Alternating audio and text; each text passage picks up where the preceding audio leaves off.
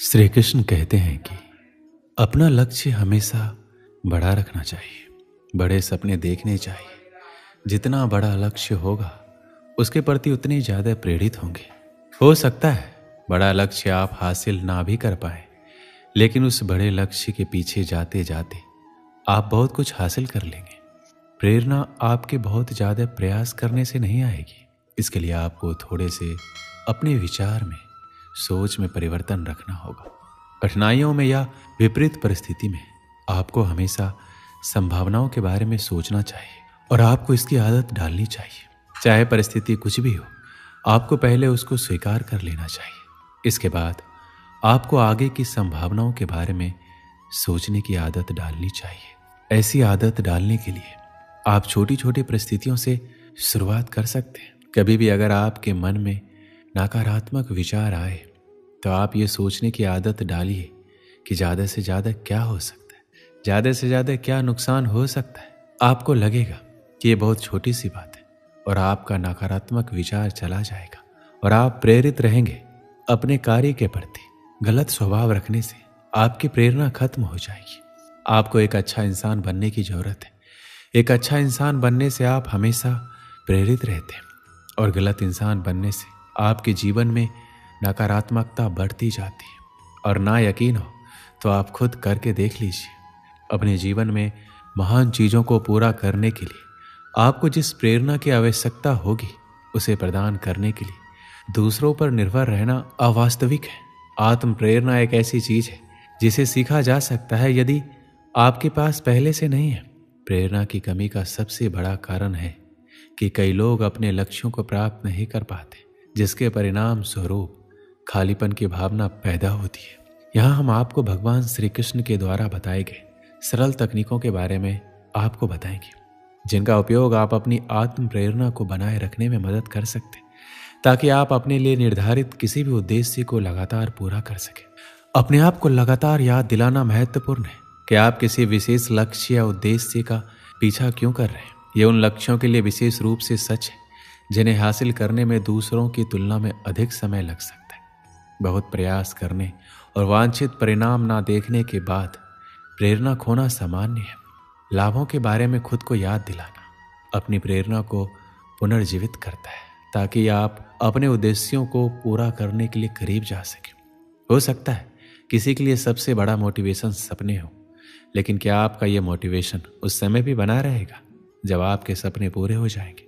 या हो सकता है किसी के लिए सबसे बड़ा मोटिवेशन फेम हो, तो क्या बहुत फेमस हो जाने के बाद वह हमेशा मोटिवेट रहेगा? शायद नहीं। लेकिन मेरे अनुसार सबसे बड़ा मोटिवेशन होता है मृत्यु, जो कोई तत्काल मोटिवेशन नहीं है। अगर हम हमेशा हर दिन इस तरह जिए कि कल हम मरने वाले, तो इससे बड़ा मोटिवेशन कुछ नहीं होगा और इस तरह हम हमेशा के लिए मोटिवेट हो सकते हैं। आज की इस भागदौड़ भरी जिंदगी में हर व्यक्ति चाहता है कि हम हमेशा मोटिवेट रहें, अपने लक्ष्यों तक पहुंचे। लेकिन मोटिवेट रहना अपने लक्ष्यों तक पहुंचने और मनचाहा जीवन जीने के सबसे चुनौतीपूर्ण हिस्सों में से एक हो सकता है। क्या आप भी चाहते हैं कि आप प्रतिदिन अधिक प्रेरित महसूस करें, लेकिन सुनिश्चित नहीं है कि उस चिंगारी को वापस कैसे लाया जाए? आप जीवन में चाहे कुछ भी शुरू करना चाहते हो, आप समस्याओं को हल करना चाहते हो, अपनी आदतों को बदलना चाहते हो, एक नई दिनचर्या शुरू करना चाहते हो या कुछ कार्य, सभी के लिए प्रेरणा का उपयोग बहुत ही जरूरी होता है। जब भी आप अपने जीवन में कोई भी कार्य शुरू करना चाहते हैं तो सबसे ज़्यादा जरूरी है अपनी प्रेरणा को बढ़ाने पर ध्यान देना। सबसे पहले आप छोटे और प्राप्त करने योग्य लक्ष्य निर्धारित करें। यदि एक साथ आप बहुत अधिक भार लेने की कोशिश करेंगे तो ये केवल आपको जल्दी छोड़ने का कारण बनेगा। जब आप कोई भी कार्य में विफल होते हैं तो अपने आप को हराना बहुत आसान होता है, लेकिन आपके कार्य की विफलता किस कारण हुई उस पर ध्यान केंद्रित करना आसान होता है। उस समय अपने आप को अपने से पूछने की जरूरत है कि आप कुछ भी ठीक क्यों नहीं कर सकते, इसे अंतिम लक्ष्य तक पहुंचाना इतना कठिन क्यों है। जब आप कोई कार्य शुरू करते हैं तो लक्ष्यों को प्राप्त करना बहुत मुश्किल होता है, लेकिन अपने लक्ष्यों को आसान बनाने के लिए आपको किसी और की आवश्यकता भी जरूरी है। अपने मोटिवेशन के स्तर को बढ़ाने के लिए कभी कभी बाहरी प्रभावों की आवश्यकता होती है, ताकि आप नियंत्रण में रह सकें और आगे बढ़ सकें। जब भी आप कोई लक्ष्य निर्धारित करें तो अपने किसी मित्र या पारिवारिक सदस्य को बताएं जिस पर आप अपने लक्ष्यों के बारे में भरोसा करते हैं, ताकि वो आपको जवाबदेह ठहरा सके और आपको सही रास्ते पर रख सके। कुछ दिन के लिए दूसरों की तुलना में मोटिवेट रहना थोड़ा कठिन होगा, लेकिन जब आपको कोई अपना आपके लक्ष्य के बारे में बताए जिससे आपको अपना लक्ष्य प्राप्त करना सरल हो सकता है। कुछ समय पहले की बात है, एक दुकानदार जिन्होंने एक अगरबत्ती की दुकान खोली। राम प्रसाद जी हर रोज की तरह घर से निकले अपनी दुकान पर जाने के लिए। उन्होंने सुगंधित एवं बेस्ट क्वालिटी की अगरबत्तियां अपने यहाँ मंगाई और बहुत अच्छे से अपनी दुकान पर सजाई हुई थी। राम प्रसाद जी एक नरम किस्म के व्यक्ति थे। उनका व्यवहार भी अपने ग्राहक के साथ बहुत अच्छा था। उनका नरम स्वभाव के कारण और उनके यहाँ की अगरबत्तियों की क्वालिटी के कारण धीरे धीरे उनकी दुकान जम गई। उनके यहाँ हर रोज अच्छी बिक्री होने लगी और उन्हें अच्छा खासा मुनाफा भी होने लगा। सब कुछ बहुत अच्छे से चल रहा था। सेठ जी दुकान की कमाई से बहुत खुश थे। अपनी दुकान के बाहर उन्होंने एक बड़ा सा बोर्ड लगवाया हुआ था। उसमें लिखा हुआ था, हमारे यहाँ सुगंधित अगरबत्तियां मिलती है। एक दिन एक ग्राहक आया, उसने वो बोर्ड पढ़ा और बोलने लगा, सेठ जी मुझे इस बोर्ड में कुछ गड़बड़ी लग रही है। सेठ जी भोले वाले थे, पूछने लगे, क्या हो गया, आपको क्या गड़बड़ी लगी? मैंने तो वही लिखवाया है जो मैं यहाँ बेचता हूँ, इसमें क्या गलत है? जवाब में उस ग्राहक ने कहा कि आपने लिखवाया है कि हमारे यहाँ सुगंधित अगरबत्तियां मिलती है, तो आप मुझे बताइए कि आपने कहाँ सुना है कि अगरबत्तियां दुर्गंधित होती है? अगरबत्तियां तो सुगंधित ही होती है। इसलिए आपने जो लिखवाया है हमारे यहाँ सुगंधित अगरबत्तियां मिलती है, इसमें से सुगंधित हटवा दीजिए। बेचारे सेठ जी भी भोले वाले इंसान थे। उस ग्राहक की बात में सेठ जी आ गए और सोचने लगे कि बात तो सही कह रहे हैं। उसने बोर्ड से सुगंधित शब्द हटवा दिया। अब उसके बोर्ड पे लिखा हुआ था, हमारे यहाँ अगरबत्तियां मिलती है। फिर सब कुछ ठीक चल रहा था। अभी भी दुकान अच्छा खासा मुनाफा कमा रही थी। कुछ समय के बाद एक और सज्जन आए। उन्होंने बोर्ड को पढ़ा तो अपना ज्ञान देने लगे। सेठ जी, आपके बोर्ड में कुछ गड़बड़ी लग रही है। तो सेठ जी अब इस बार उस ग्राहक की बात को भी गौर से सुनने लगे। उन सज्जन ने अपनी राय रखते हुए बोला, सेठ जी आपने लिखवाया हुआ है कि हमारे यहाँ अगरबत्ती मिलती है, तो इसमें हमारे यहाँ का क्या मतलब है? अगरबत्ती की दुकान आपकी ही तो है, आपके यहाँ ही तो मिलेगी, और किसके यहाँ मिलेगी? ये जो दो शब्द है ये कुछ जम नहीं रहे। मेरा मानिए तो इन दोनों शब्दों को हटा दीजिए। अब इस बार सेठ जी भी सोच में पड़ गए। सोचने लगे, बात तो ये सही कह रहे हैं, सिर्फ हमारा दुकान ही तो है, हमारे यहाँ लिखवाने का मतलब क्या बनता है? अब इस बार फिर उन्होंने पेंटर को बुलवाया और बोर्ड पर से हमारे यहाँ शब्द हटवा दिया। अब उस बोर्ड पर केवल अगरबत्तियां मिलती है यही लिखा हुआ था।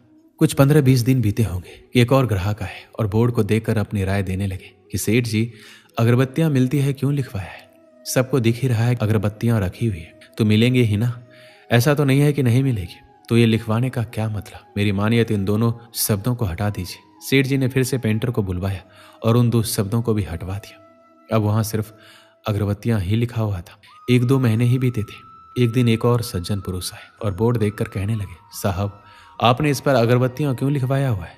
सबको दिख ही रहा है अगरबत्तियों की दुकान है, तो अगरबत्तियां ही मिलेगी, मोमबत्तियां तो मिलेगी नहीं। तो ये क्यों लिखवाया हुआ है? मुझे तो ये कुछ जम नहीं रहा है, इसे हटवा क्यों नहीं देते? लिहाजा फिर से पेंटर को बुलाया गया और अब अगरबत्तियां शब्द को भी हटवा दिया गया। अब बोर्ड पर कुछ नहीं लिखा था, बिल्कुल खाली हो गया था वो बोर्ड। कुछ महीने बीते। अब धीरे धीरे उनका धंधा मंदा होने लगा, बिक्री कम होने लगी। सेठ जी कुछ समझ नहीं पा रहे थे ऐसा क्यों हो रहा है। अभी तक तो सब कुछ ठीक चल रहा था, फिर ये अचानक बिक्री कम क्यों होने लगी? कुछ समय बाद सेठ जी का एक बहुत ही पुराना दोस्त था, वो आया। दुकान पर ऐसे ही बात चलने लगी तो चलते चलते बात काम धंधे के ऊपर चलने लगी।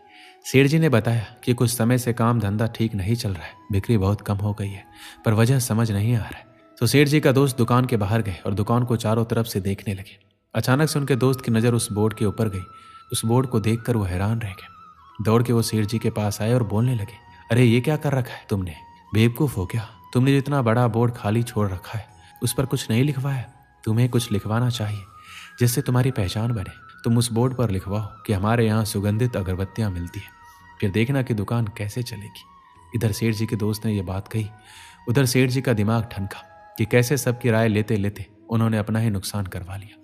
अब सेठ जी को अच्छे से समझ आ गया था कि उनकी गलती थी कि कैसे वो सबकी राय लेते चले गए और अपना ही नुकसान करवा लिया। इस कहानी से हमें क्या सीख मिलती है? अगर आप सबकी राय लेते जाएंगे तो कहीं आपकी अपनी राय का धंधा मंदा ना पड़ जाए। जब तक आप डरते रहेंगे, दूसरों की राय लेते रहेंगे, तब तक आप अपनी ज़िंदगी के फैसले नहीं कर पाएंगे। तो इसलिए दूसरों की राय से ज़्यादा खुद के फैसले पर भरोसा करें और आगे बढ़ें। दोस्तों, इस वीडियो में बस इतना ही। मिलते हैं अगले वीडियो में। अपना ख्याल रखिएगा। जय श्री कृष्ण।